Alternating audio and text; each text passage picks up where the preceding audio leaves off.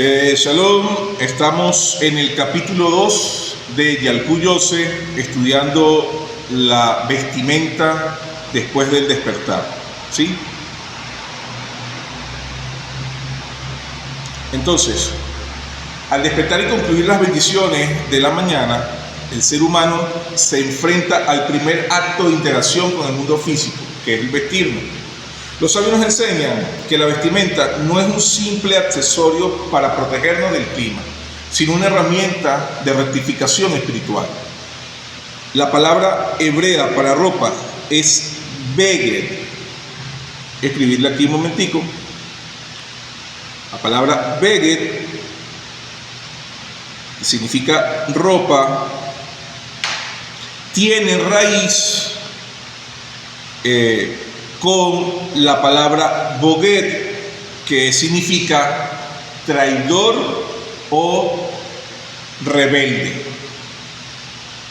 Ya van a ver las letras con que se componen.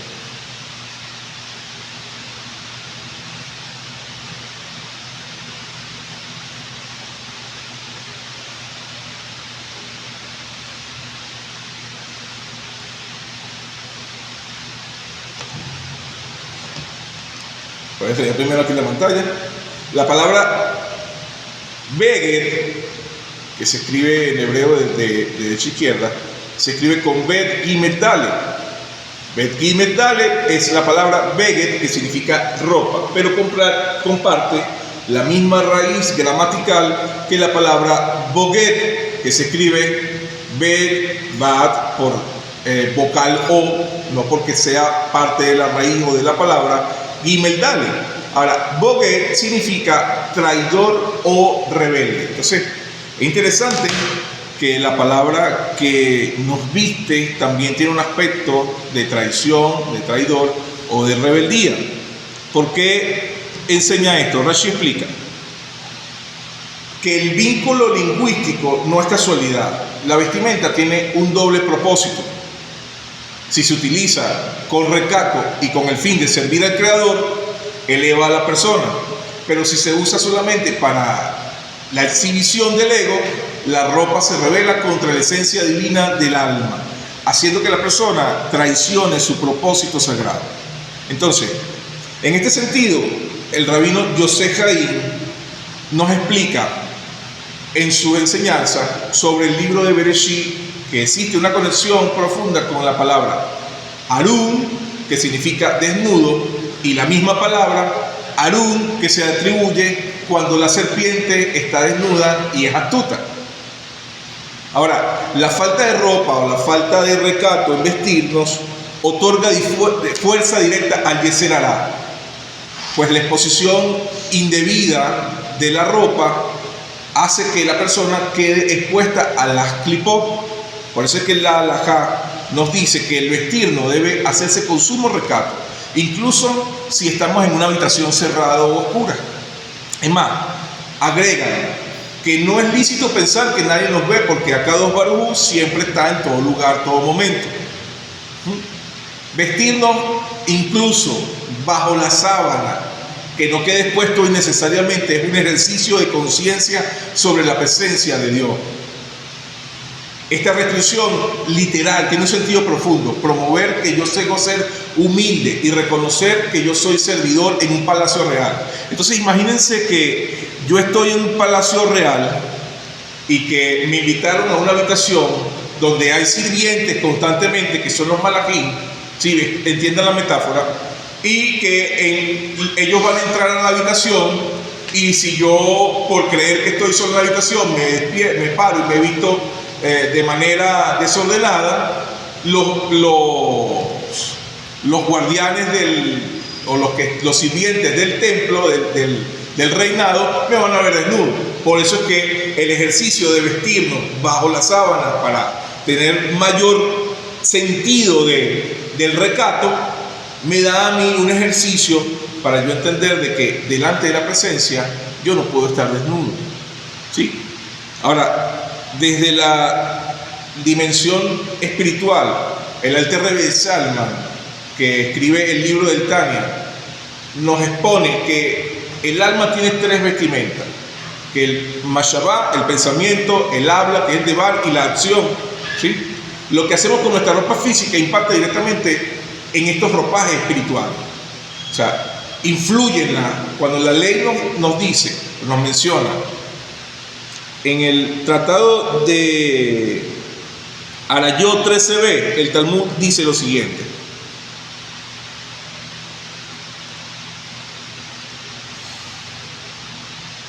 que no debemos vestir dos prendas al mismo tiempo, ni ponernos la ropa al revés con las costuras hacia afuera. Lo hace por la razón que afecta el intelecto. Los sabios enseñan que estas acciones causan el olvido del estudio de la Torá. Ahora, el Arizal nos lo explica de la siguiente manera: las vestimentas representan luz, porque ellas son lo que es el pensamiento, la emoción y la acción. Cuando los coloco de forma apresurada, hago una confusión en los recipientes de la memoria, colocando un bloqueo en la sabiduría sagrada que va a fluir a mí como luz del infinito. Ahora, ayer explicaba en la clase del Pirkei Avot que las vestimentas del alma, que son el pensamiento, el habla y la acción, tienen relación con lo que es las tres etapas del alma, que es el Nefer, Ruach y la Neshama. Ahora, el Nefer, Ruach y la Neshama son distintas capas de ropas dentro del alma, como por ejemplo, en nuestro caso, el pantalón, la ropa interior, las medias, el zapato, la camisa, si tenemos el talecatán, tenemos una camiseta, son etapas de ropa, no son la misma ropa. Ahora, no puedo presentarme de la misma forma si me falta alguna ropa. Por ende, si yo me quito, por ejemplo, el pantalón y la ropa interior al mismo tiempo, yo estoy desprendiendo de mí dos etapas de vestimenta, por lo cual esa luz se confunde. A nivel espiritual, esa luz entra en clipó, porque yo estoy diciendo que el pantalón es igual que la ropa interior, y no es así. Yo no puedo estar frente a ti sin el pantalón.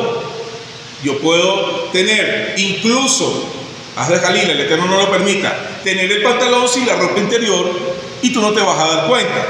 No es el deber ser, pero puedo estar de esa manera frente a ti, ¿verdad que sí? Pero no viceversa. Yo no puedo estar sin el pantalón nada más que con la ropa interior, y mucho menos estar sin el pantalón y la ropa interior. Entonces, entender de que quitarme dos prendas de ropa influye en estas etapas de vestimenta del alma. Cuando yo me quito dos prendas al mismo tiempo, voy a crear en mí un olvido. ¿Por qué? ¿Por qué voy a crear un olvido en mí? ¿Qué sentido literal tiene esto?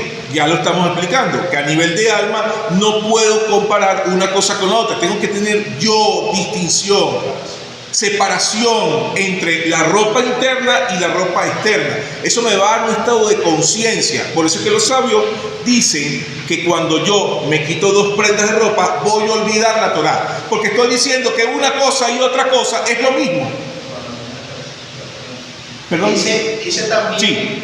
Explícanos por favor también, eso lo estaba hablando con él, que en la mañana me iba a bañar y yo tenía costumbres, y cuando lo leí me quité el short y después me quité poniéndome el paño precisamente para no estar desnudo, a pesar de que estaba solo en la casa. Pero también explícanos el que también indica que la ropa encima de la cabeza. Ya vamos para allá. Voy a terminar primero el concepto. Voy a terminar el concepto y respondo esa pregunta, ¿no?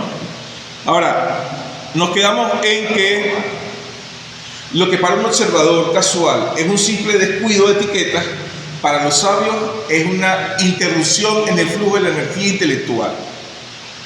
En cuanto al orden de las acciones, los sabios también establecen una jerarquía basada en las fuerzas espirituales. Lo que estaba preguntando el hermano Daniel es: ¿por qué no puedo tener ropas cuando me voy a acostar encima de mi cabeza, y mucho menos si es una ropa ajena? Si es una ropa ajena, si es una ropa sucia, si es una ropa que ya me la he puesto varias veces y no es que está sucia por el tal, sino que se sudó o no tiene muy buen olor, es presentarte. Cuando tú duermes, ¿qué pasa? dice que una tercera parte de tu alma, es decir, un 67% de tu alma se va del cuerpo. Prácticamente estás muerto.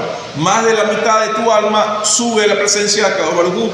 Ahora, en el Shefa, en el flujo de la luz del infinito, la imagen que tú subiste es la imagen que se va a presentar delante del Eterno. A la clase de ayer explicaba que el alma tiene dos manifestaciones, por decirlo de una manera. Obviamente el alma es luz y no tiene forma, ¿sí? Pero para nosotros que tenemos conciencia, el alma se presenta, para poder comprenderlo, como una silueta del mismo cuerpo, porque no se ha desprendido completamente de la cáscara del cuerpo. Entonces, cuando nosotros subimos ante la presencia de Akadosh Baruj Hu, que dormimos, vamos con la misma esencia con la que nos desprendimos de este mundo físico. Es decir, si yo me acuesto a dormir sin camisa, en ropa interior, delante del trono del cielo, yo voy a estar en ropa interior. ¿Qué dice? O sea, como yo me acueste, se va a llevar. Como yo me acueste, se va a elevar mi alma. Como yo me acueste. Entonces, ¿qué dice el capítulo 2? ¿Cómo debemos dormir? Con kipá, debemos dormir con kipá, debemos dormir incluso con un talecatán, si es posible, dormir con el talecatán. Oye, pero ¿por qué voy a dormir con el talecatán? Bueno, porque el talecatán me voy a presentar ante el Creador sin mis votos. Me voy a presentar ante el Creador sin mi voto. Yo dormí con el talecatán y con un short representativo que baje, que pueda bajar las rodillas, porque es el pantaloncillo principal de la vestidura del sacerdote, ¿sí? Aunque me estoy presentando de un sentido con la ropa interior del sacerdote, porque estoy con un pantaloncillo por debajo de las rodillas, no estoy desnudo. Entonces es presentable delante del rey poderme presentar en una ropa interior. Algo que me dejó muy impresionado. En una oportunidad, Shalom, en una oportunidad, el Rab Anihar contaba en un shiur que fue a visitar a su maestro y que se quedó en su casa. Y en la casa llegaba mucha gente de visita, ¿no? Porque era un gran jajá, el maestro del Rab Anihar, ya por ahí, de ese nivel. El maestro del Rab Anihar dormía siempre casi que con saco y corbata.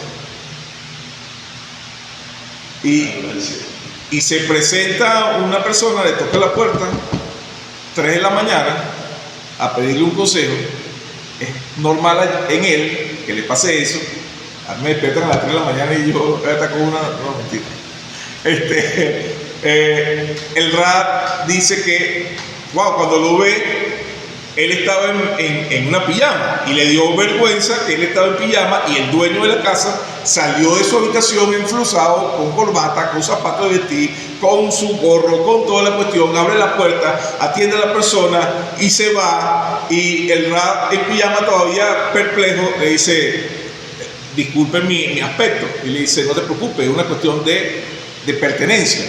Yo siempre estoy delante de la presencia de Akadosh Baruj Hu, y él es el rey. Yo siempre estoy así, siempre. La única manera que yo no te hacía es que tenga humilde,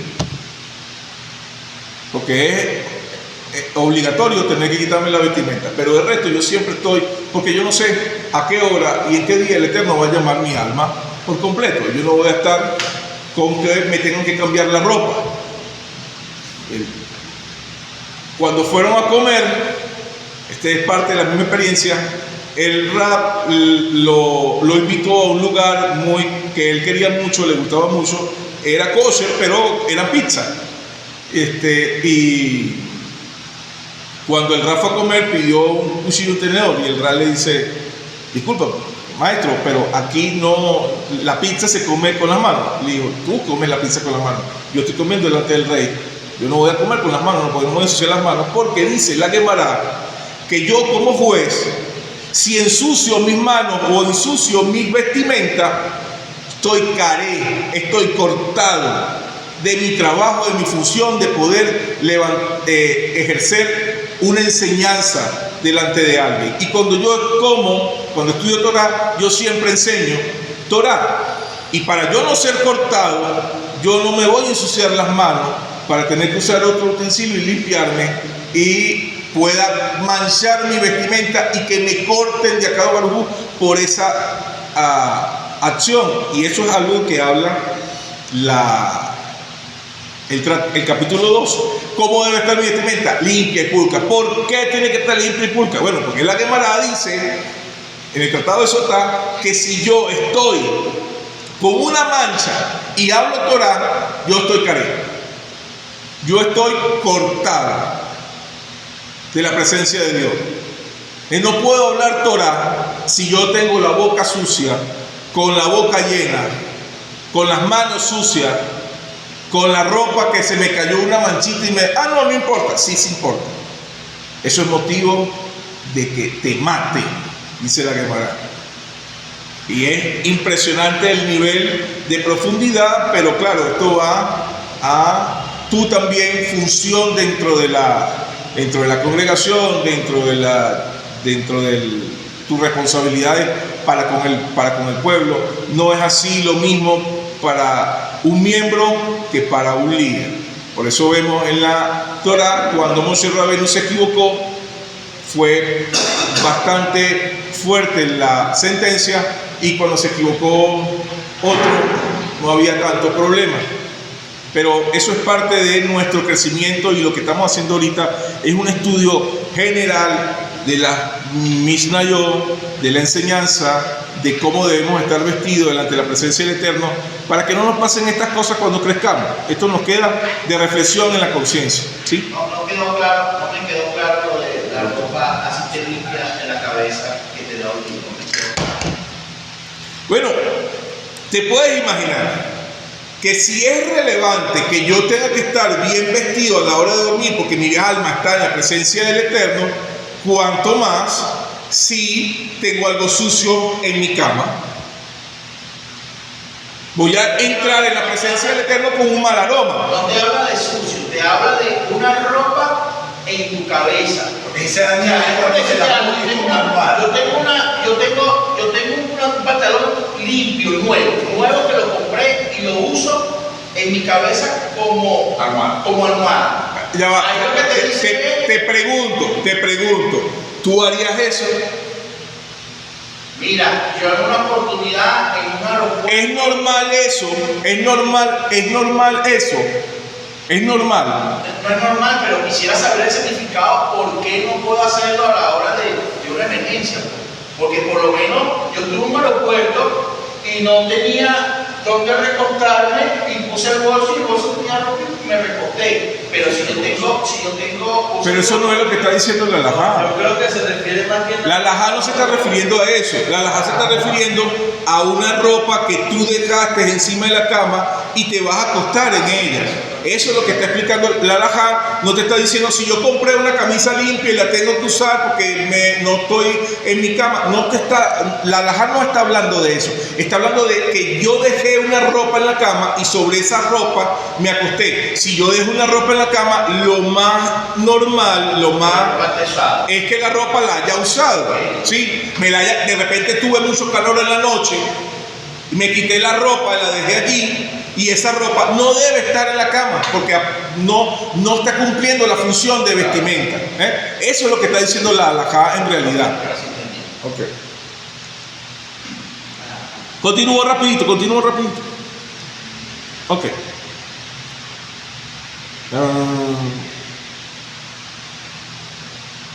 Ok, vamos con la derecha. El Arisa le explica que el lado derecho del cuerpo representa la bondad, el Gesed, y la expansión, mientras que el izquierdo representa la Geburá, que es el rigor y la restricción. Entonces, al introducir primero el lado derecho en la manga o en la pierna derecha en el pantalón, los sabios nos dicen que estamos activando energía de la bondad para que domine nuestra jornada del día. Pero hay una excepción en el calzado, ¿sí? Cuando leemos en el tratado dice que se pone el derecho y después el izquierdo, pero que se ata primero el izquierdo y después el derecho. ¿Por qué es esto? Porque en el Talmud está referido a la bondad que se le otorga al brazo izquierdo donde colocamos los tefilín. Entonces, como lo primero que yo amarro es el brazo izquierdo para someterlo a hacer la voluntad del Creador, es apropiado que en mi caminar, que es lo que representa el calzado, esté sometido a cumplir la voluntad del Creador. Por eso se amarra primero el calzado izquierdo y después el calzado derecho, que a la misma forma se ata la mano izquierda con el tefilín, ¿sí? Y yo sé que me van a preguntar, pero ¿y si soy zurdo, cuál matón me ata? Dice la halajá que si yo soy zurdo de mano y de pie, mi izquierda es la derecha, ¿sí? Porque es la que debo someter. Ahora, esto no es que va en contra de lo que explica la formación del árbol de la vida entre Gesed y Geburá, ¿no? Si bien mi derecha, en el caso de mi persona que soy zurdo, mi derecha es mi izquierda y esa es la mano menos fuerte que yo tengo y la voy a someter a la voluntad del Creador. En mi caso, los tefilín que yo tengo son de diestro. Ella tiene una forma de amarrar los nudos, el tefilín tiene una forma de amarrar los nudos y hay unos que son para diestro y unos que son para zurdo. El tefilín que yo tengo es para diestro y por eso que yo me pongo, a pesar de que soy zurdo, el tefilín en la mano izquierda, porque está atado con los nudos para que vaya en este brazo, ¿sí?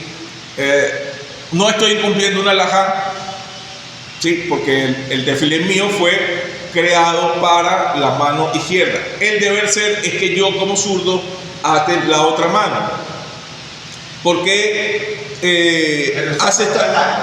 ¿Ah? Eso afecta al árbol. ¿Por qué hace la distinción? Sí, a nivel cerebral, el zurdo tiene el hemisferio derecho más desarrollado y el diestro tiene el hemisferio izquierdo más desarrollado. El hemisferio izquierdo va en relación a lo pragmático, a lo lógico, a la organización, y el hemisferio izquierdo, el hemisferio derecho, va a la parte imaginativa, la creativa, la espontaneidad. Entonces, obviamente, una persona que es diestra y una persona que es zurda piensan diferente de cajón. Son ambidiestros.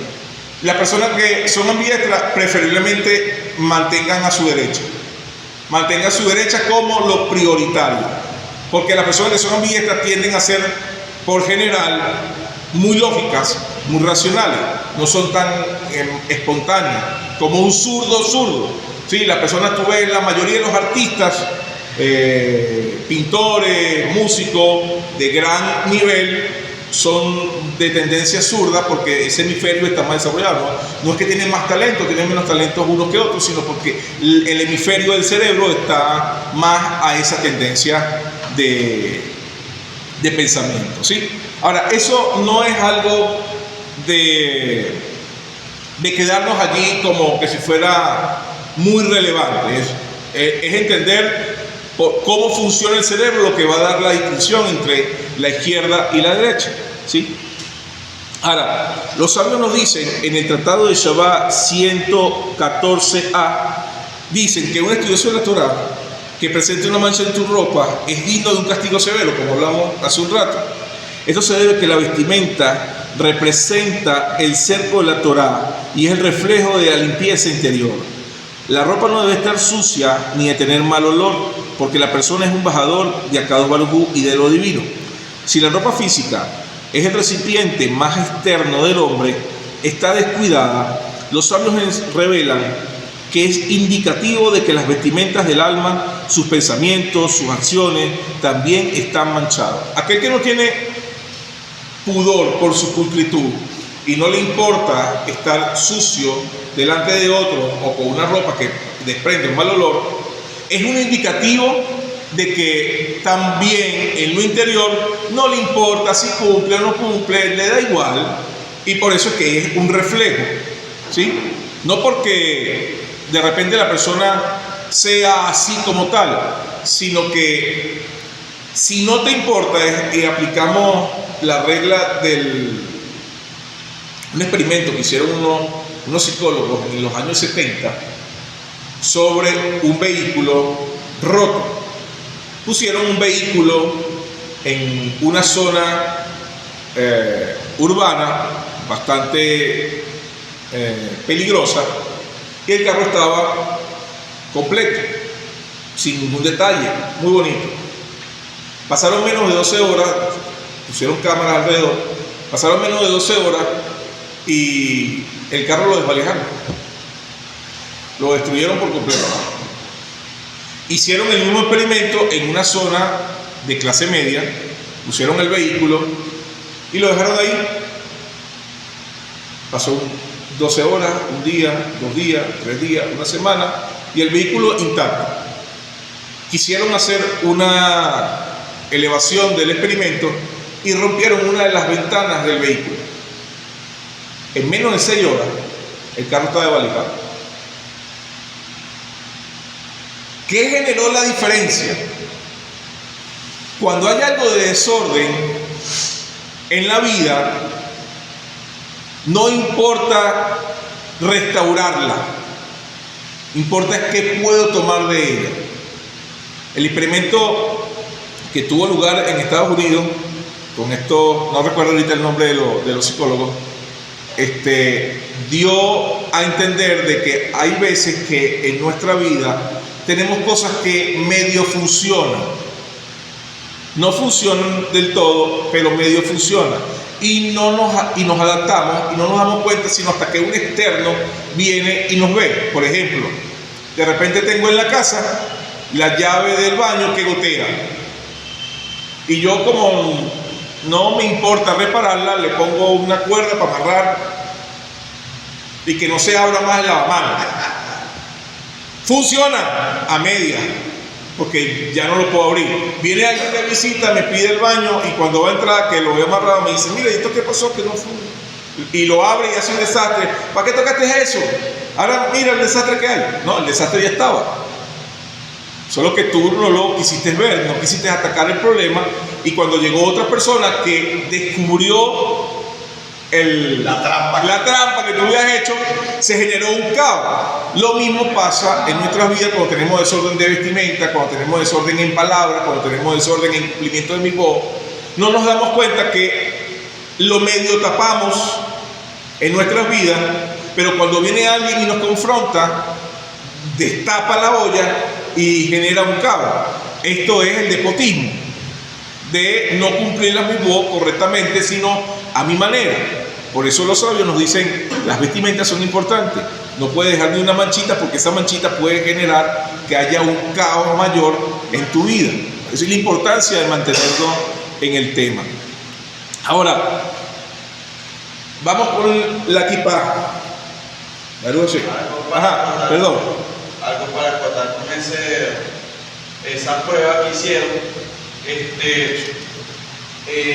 Los psicólogos dijeron también que cuando ellos rompieron el vidrio, tal cual, pasaron menos de 6 horas y ya el carro estaba desvalijado. Pero ¿qué provocó eso? Que vieron que tenía una ventana rota del carro, no les importó romper otro.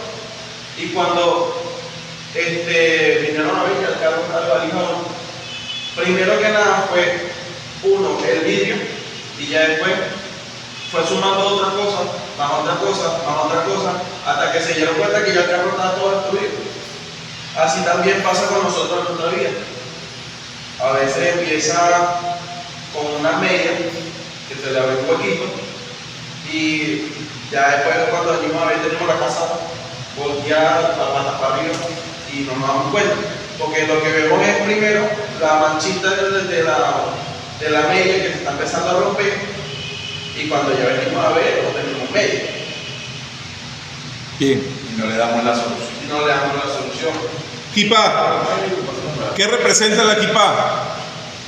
Representa en muchos aspectos que hay una entidad que está sobre mí en autoridad y yo estoy bajo su cobertura.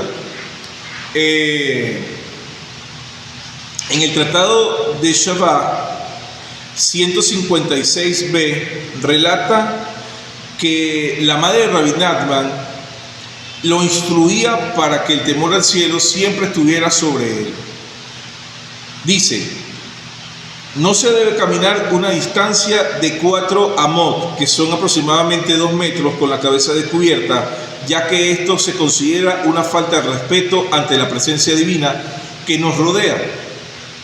El propósito de esta restricción es promover la humildad, recordando al hombre que, por muy elevado que sea su conocimiento, siempre hay un creador por encima de él. Es importante destacar que si me olvido usar la kippah o no es apropiado usarla donde estoy, no estoy incumpliendo con un mandato directo de la Torá, sino con lo que los sabios nos enseñan para vivir mejor y comprender delante de quién estoy en todo momento, pero que no acarrea para mí un pecado ni ningún castigo. Esto es importante saberlo, porque si no me voy a volver algo fanático con el hecho del uso de la kippah y puedo caer en transgresión de acusar o tener ain hará, tener un mal ojo para con mi hermano. Entonces, entender de que esto que estamos estudiando de la postura de la kippah me trae es un estado de conciencia para que yo lo aplique a mi vida, pero si por algún motivo, razón o circunstancia no lo aplico, no voy a estar en condenación de ninguna manera. Ahora, hay misbot que son hacer y lo tase, lo que debo hacer y lo que no debo hacer. Este es una misbot, positiva o negativa,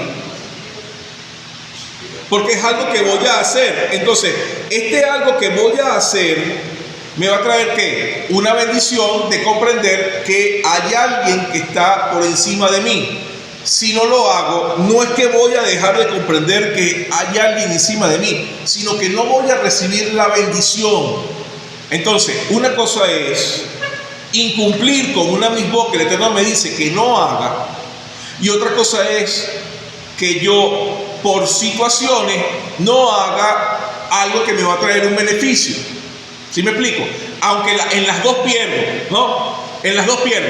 Pero no es lo mismo que el Eterno me diga, si el Eterno dice: y pondrás una kippah sobre tu cabeza y no podrás caminar 2 metros sin ella, porque si no serás cortado. Es que ponérsela así, me vayan a quien quiera que así sea bajo el agua, me la pongo, me la coso en la cabeza, ¿sí? Porque el Eterno me está diciendo que voy a ser cortado, pero lo que me está diciendo es que yo voy a tener un estado de conciencia de que Akadosh Baruj Hu está sobre mí. Ahora, Hashem, perdón, sí, lo voy a hacer por enseñar. ¿He perdido mi estado de conciencia de que Hashem está sobre mí? No.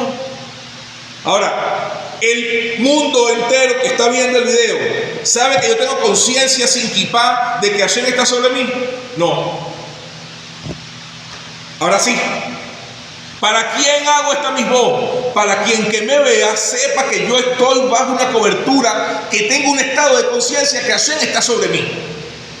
Pero no es que si yo no la tengo, yo voy a perder el estado de conciencia. Quien va a perder que yo estoy en ese estado de conciencia es quien me ve.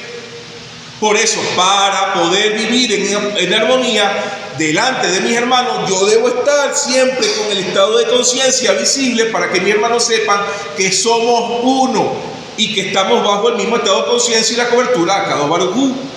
Entonces, ven la diferencia. Es una bendición porque estoy reflejando a mis hermanos que yo estoy bajo ese estado de conciencia. Pero si llegara a estar en el caso, por eso es que en el Yalkut Yosef nos explica, no debo hablar sin kippah, y yo hablé sin kippah, pero para enseñar, por eso pedí perdón, para enseñar, yo hablé sin kippah del estado de conciencia, hacer palabras de Torah, porque son las palabras que nos enseñan los sabios, el pueblo israelí, y eso es Torah Shevel Peh, la Torah que sale de su boca. Es una enseñanza para nuestro crecimiento intelectual. Entonces, cuando esté en el caso de que no tenga la kippah, no hable Torah. No hable Torah. Escuche nada más. No hable Torah de ninguna manera. Así le pregunten. así tengan duda, así lo que sea, no hable Torah.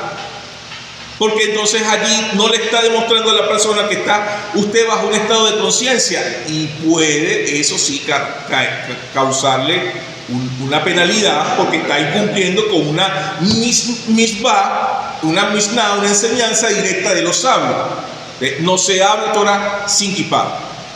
¿Dónde no se puede hablar Torah así usted tenga lo que tenga? En el baño, gracias Alejandro, Baruch Hashem. En el baño no debemos tener kippah, no debemos hablar cosas de Torah. Puedo pensar en cosas de Torah si voy a caer en un pecado, para que ese pensamiento de Torah no me permita generar una emoción de complacerme a mí mismo, en mi satisfacción interno, y tampoco llegar a la acción de cometer un pecado, ¿sí? Pero en pensamiento, donde más no hablo Torah, donde haya suciedad. Yo entonces no puedo estar en la calle hablando de Torah, porque en la calle siempre hay suciedad, sobre todo en lugares populares como sectores como en el que estamos, donde en cada esquina hay bolsas de basura, gente creando suciedad, botando papeles en el piso. Ahí no hable Torah. Donde tampoco puede hablar Torah, donde haya lugares de idolatría. ¿Dónde haya qué? Lugares de idolatría. Ok. Ahora, si usted va a hablar con una persona que practica la idolatría, en él hay idolatría, no le hable Torah, porque está prohibido hablar de Torah a personas que no tienen. ¿Cómo se despierta el estado de conciencia? Hashem es quien despierta el estado de conciencia, nosotros no. Si una persona viene a ti, tú lo invitas a un lugar reservado donde tú estudias Torah, para poder instruirle en palabras de Torah, no en la calle, no en su casa, porque en su casa no hay estudio de Torah. En dado caso, en la congregación preferiblemente, que es donde está la mesuzot, para que tú puedas hablar con el nombre inefable del Eterno, ¿sí? Hashem, o Adonai, o Elohim, para que puedas pronunciar palabras de Emet en la vida de la persona, no en su casa, no en tu casa, sino en la casa del Eterno, que tú puedes hablar palabras de Torah con otra persona. Eso sí es muy importante que lo entendamos, porque eso es una restricción directa de los sabios, para no llegar a convertirnos en prosélitos como las otras religiones. Nosotros no somos prosélitos. Nosotros enseñamos Torah a las personas que se acercan a nosotros. Pero si se hace en las redes sociales, ¿quién se queda en un shiur de 40 minutos que están hablando de pura Torah si no tiene interés en estudiar Torah? Nadie.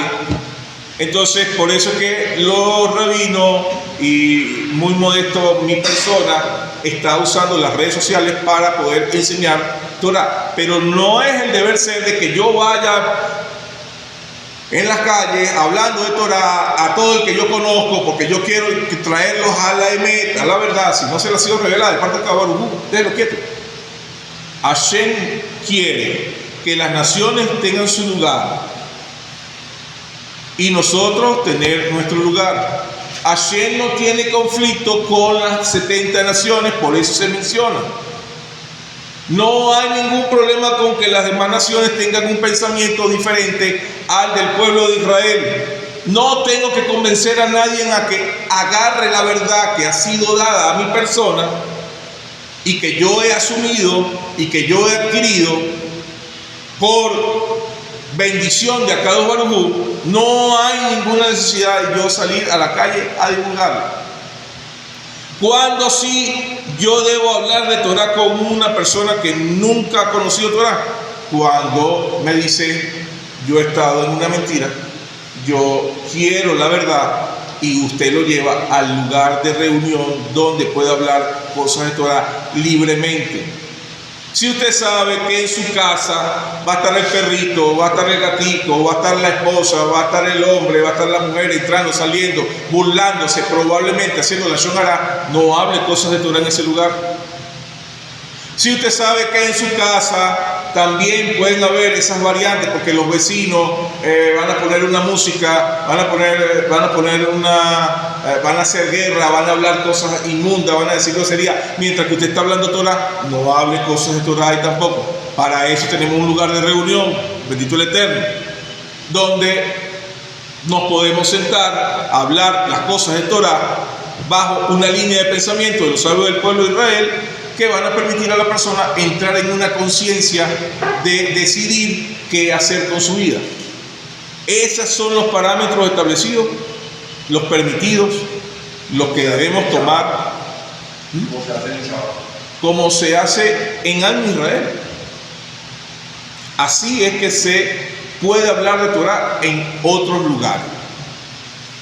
De resto, y para cerrar, esto está muy explícito en el tratado de Shabbat, que tiene aproximadamente unas 300 páginas, que podamos leer, y tiene el lado A y tiene el lado B, el que yo hablaba hace un momento de la colocación de la kippah, está en el tratado de Shabbat 114a, pero este tratado nos explica mucho cómo es el nuestro hablar en la luz del Makif, que es una luz circundante que está por encima de nosotros, y por eso es que nosotros usamos la kippah. Nosotros usamos la kippah porque esa luz circundante que está por encima de nosotros no es apta para entrar en el cuerpo del ser humano. Ella se posa en la kippah. Esa luz circundante que está dentro de nosotros nos permite tener una conciencia literal de no decir malas palabras, de no tener mal comportamiento, de no tener orgullo ni prepotencia. Esa luz, eso es lo que hace, a eso es lo que nos ayuda este pequeño prenda que nosotros tenemos sobre la cabeza. Nos da un estado de conciencia de no puedo hablar lo que yo quiera, no puedo pensar lo que yo quiera, no puedo sentir lo que yo quiera, porque estoy bajo de esa luz circundante que está de parte de Akadosh Baruj Hu en nuestras vidas. Se podría decir que es como una remembranza, como algo para recordar, pues, que no solamente estamos nosotros ahí, sino está el Eterno también con nosotros. ¿Cómo? Que si se podría decir que es como una remembranza de utilizar la kippah. O sea, yo lo veo de esta manera, ¿no? Utilizando el mismo ejemplo del carro, la mayoría de los que estamos aquí tenemos un vidrio roto, y el utilizar la kippah, por lo menos en mi caso, vendría siendo como perro, no, mira, tengo que comportarme porque Hashem está conmigo, y esta es mi remembranza de que el Eterno, con cada paso que yo doy, siempre está conmigo, que tengo que comportarme. Claro. No puedo hablar de ciertas cosas porque yo soy el ejemplo para los demás de que el Eterno está conmigo, también es mi vestimenta. Claro. Entonces, yo lo veo de esa manera, como que ahí se repara el vidrio. En cierto modo, pero vean la clase de ayer de Piqueo para que vean cómo reparamos ese aspecto. Termino.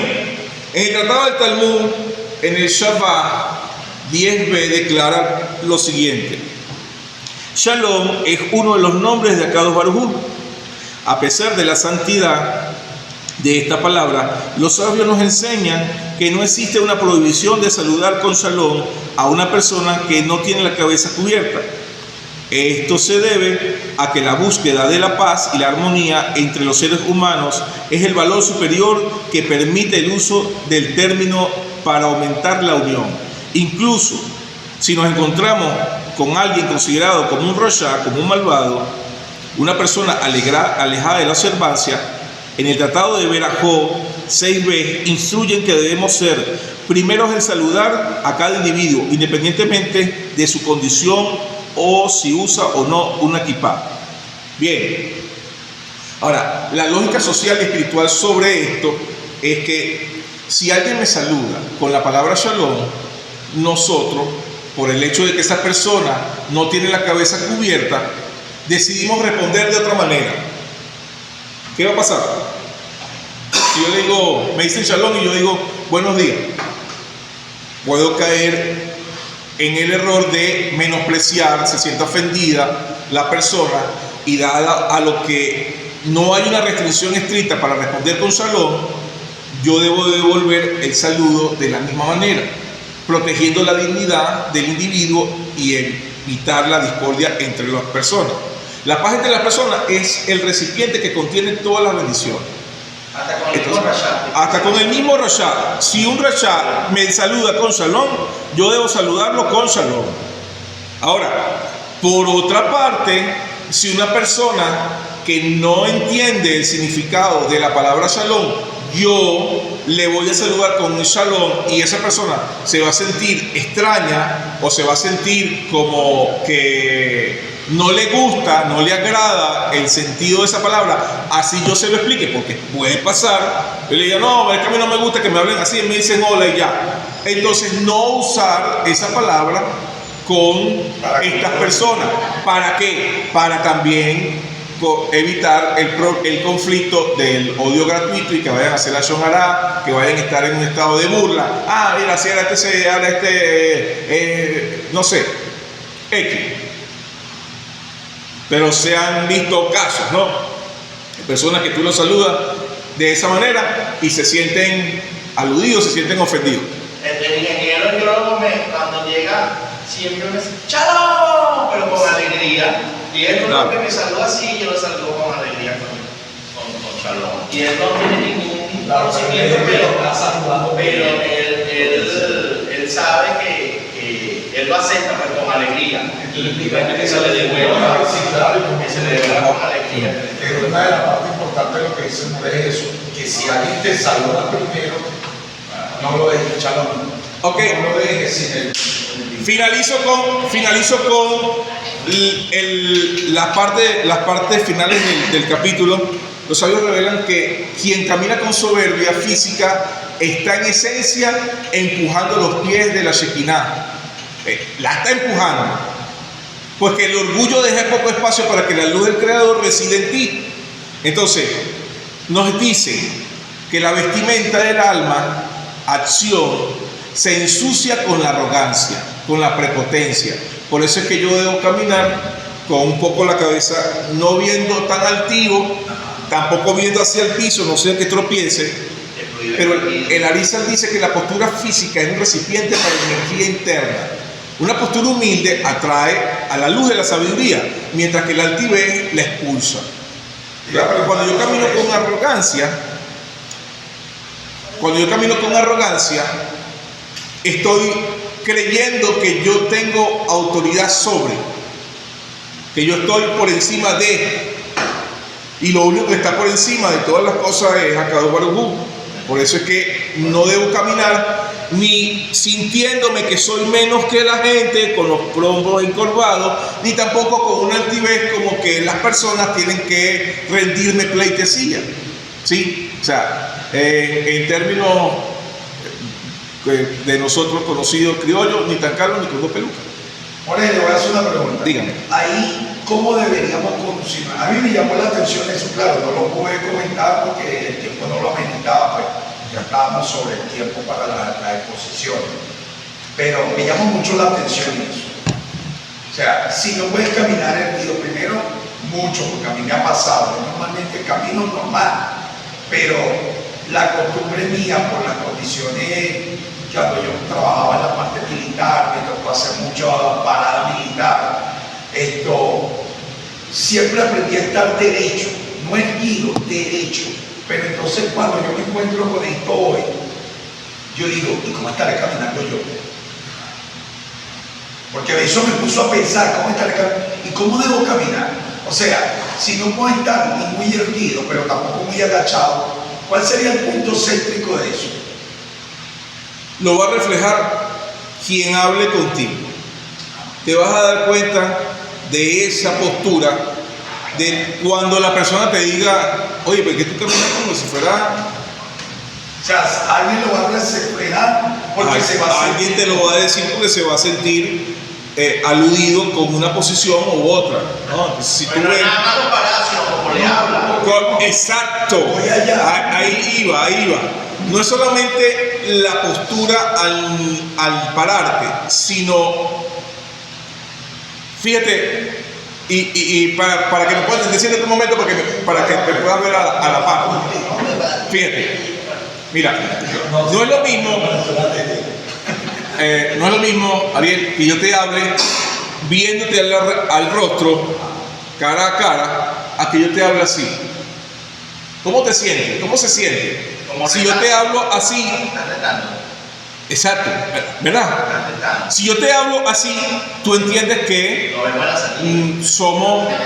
te estoy transmitiendo una información lineal. Pero si yo te hablo así, ¿cómo te sientes tú? Como sometido, como amedrentado, como Grado de superioridad. entonces, a la postura no solamente del caminar, sino a la postura de como yo transmito. Y lo voy a hacer a propósito para que vean la diferencia. Si yo te hago así, y te hago así, y estoy todo el tiempo como por encima, como un pavo real. Mira, como un pavo real, todo el tiempo, como un pavo real. ¿Qué estoy haciendo? No, yo voy a creer que usted tiene un problema en el cuello. Baruch Hashem, es porque él es un sadillo, es un rezar, entonces yo pienso mal. Pero es en línea general. Si yo tengo una posición constante de incluso cuando voy a hablar con alguien, tiendo a subir el tono de voz para que la gente inconscientemente entienda de que no lo quiero dejar hablar. Aquí porque estamos hablando y siempre se tiene que hablar duro para que se pueda proyectar y todos puedan oír. Pero si yo estoy frente a ti y yo uso este tono de voz y tú vas a tratar de hablar conmigo, yo ya va, espérate, y no te dejo... Eso es altivez, ¿sí? O si yo tengo gestos de altivez, no solamente a mi caminar, es lo que dice O sea, que eso... ya está en forma de conducta como tal. Eso aleja la Shekinah. Eso no es que no es solamente que va a afectar a tu hermano, sino que para ti la Shekinah, la presencia del Eterno, dice, yo no voy a estar con una persona así. Sí, entonces eso no puedes tener mucha elocuencia en las palabras que vayas a decir, pero al momento de tú creerte por encima de otro, la presencia divina te deja en absoluto y quedas como el fanfarrón o el altanero, el gritón, el agresivo. Y la palabra de Torah, y por eso es que no debemos hablar palabra de Torah con esa actitud, las palabras que vas a decir, en vez de ser de bendición, van a ser de destrucción para con esa persona. Entonces, siempre mantener una postura fresca, relajada, para cuando se vaya a hablar. Y si ahí, en el caso de nosotros, porque estamos estudiando, estamos en clase, por eso a veces no hay tanta interacción. Sin embargo, a veces cuando termino un punto siempre dejo para que se pueda expresar el grupo. Pero a nivel de tú a tú siempre es importante escuchar, como lo que estuvimos haciendo hace un rato en el estudio de Torah. Eso va a hacer que yo no tenga altivez. Y me estoy pasando el tiempo, pero cierro con lo que dijimos de caminar descalzo.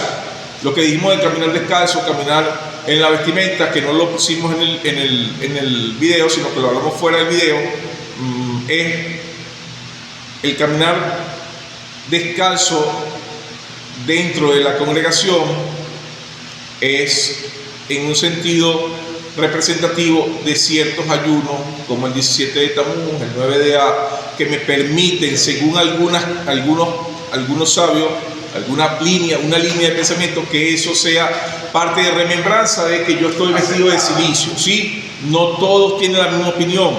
Si lo puedes evitar, hágalo, evítelo. Si le llegara a pasar, Rashi, como hablábamos hace un rato, Rashi dice que aquel que camina descalzo es alguien despreciable. Si llegara a pasar que por algún motivo, razón de salud o de estos ayunos que estoy mencionando, o que de repente por vivir cerca de la congregación te vienes temprano Shaharí, te vienes en Shola, si te llegas a salirse, no eres un menospreciado, no eres, porque sí, hay que entender lo que dice la Mishnah, la importancia de las Mishnayot es no ser radicales y no acusar a nuestro hermano si lo vemos en un incumplimiento de esta Mishnayot que estamos aprendiendo. Sino más bien Las Mishnayot no son para yo acusar a mi hermano de incumplimiento, porque eso me hace ser altanero, me hace creer que yo soy más kadosh que el otro. Cuando voy a enseñar, está la premura en el Talmud que quien enseña no debe ser iracundo, no debe enseñar señalando, debe enseñar despertando un buen aroma en la persona. Esa no es tu esencia, no debes hablar así, no deberías tener este comportamiento, pero si ya voy a alterarme emocionalmente por encima de la persona y lo voy a atropellar para humillarle, para ofenderle de cualquier manera, sin importar de que la persona sea sensible o no, porque hay personas que son más sensibles a cierto tipo de palabras, no lo haga. Las Mishnayot no son para que tú ahora, como yo sé, te acuso. No nos convertamos en un ángel acusador, en alguien que está pendiente todo el tiempo. Y esto es, ahí hará cómo nos vemos, el buen ojo y el mal ojo. Hay dos expresiones muy importantes a la hora de estudiar la Mishnah. Si yo vengo con un pensamiento de mosca, yo voy a buscar todo el tiempo la basura en mi hermano. Si yo vengo con un pensamiento de abeja, voy a buscar siempre la flor y el aroma agradable en mi hermano. Entonces, no vaya a enseñar la Mishnah con un pensamiento de mosca, buscando en dónde falló, cuánto falló, cuándo falló, porque es que yo tengo que corregirle. No lo haga, porque se va a ir la presencia de Dios de su vida, porque eso es un lenguaje altanero. Ese es verdaderamente el trasfondo del caminar altivo, del caminar erguido. No haga eso para que no sea apartada la presencia de Dios de su vida. Con esto cerramos. Baruch Hashem, gracias por el tiempo, nos excedimos bastante, pero Baruch Hashem, creo que se entendió bastante el capítulo. A un grueso modo esto se estudia mucho más particular para que podamos tener más riqueza de conciencia. Shalom, bendiciones para todos.